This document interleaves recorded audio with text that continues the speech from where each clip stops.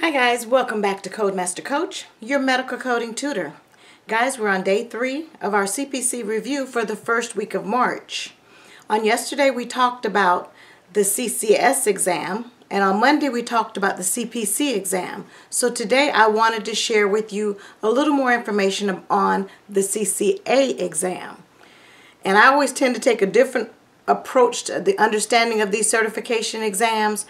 I would say that the CPC is the entry-level certification exam. Although it's a hard exam, I consider it the entry-level exam or certification exam for medical coding. CCA is the entry-level coding certification through AHIMA, where CPC is the entry-level certification for AAPC.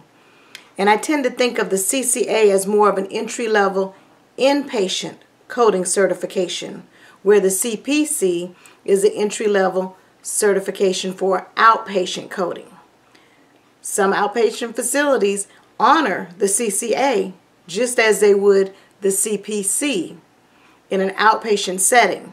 But when you start to move into inpatient coding, CCA is more of an inpatient setting type coding because it does include the ICD-10 PCS, where the CPC does not. So, what are the requirements for the CCA? Be sure to go to the AHIMA website, www.AHIMA, which stands for American Health Information Management Association.org, O-R-G. And if you go to that site, you'll get additional information on the CCA exam. Now, the requirements state that 6 months of coding experience, directly applying codes, or completion of an AHIMA approved coding program, or completion of other coding training programs to include anatomy, physiology, medical terminology, and ICD diagnosis and procedure, as well as CPT coding, is recommended before you sit for the CCA certification. So for more information on the CCA, be sure to go to www.ahima.org. All right, guys, so let's answer our 2 questions from yesterday, and I have 2 additional questions for you today. Let's see what we have.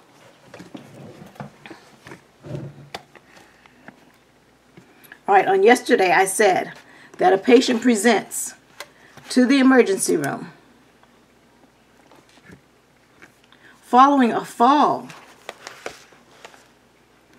X-rays were ordered for the lower leg, and the results showed a fracture of the proximal left tibia.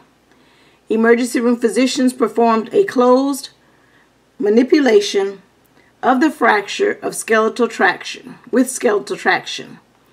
And your choices were A, 27532 modifier LT, which you see is in red, which is the correct answer. Okay? And your second question on yesterday was the open incision and drainage of a deep abscess of the cervical spine. And as you can see, that answer is A as well, 22010. Moving on to today's question.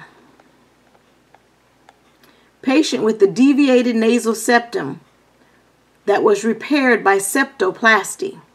And here are your options. A, 30400, B, 30620, C, 30520, or D, 30630. Patient with the deviated nasal septum that was repaired by septoplasty.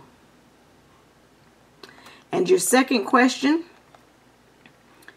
patient with laryngeal cancer has a tracheoesophageal fistula created and has a voice box inserted. Laryngeal cancer and has a tracheoesophageal fistula created and has a voice box inserted. Is the answer A, 31611, B, 31580, C, 31395, or D, 31502? All right, pause the video, review the question, code it. And let me look back at number 1. And come back tomorrow. We'll be talking about the CCSP. Thanks, guys. I'll see you in the next one.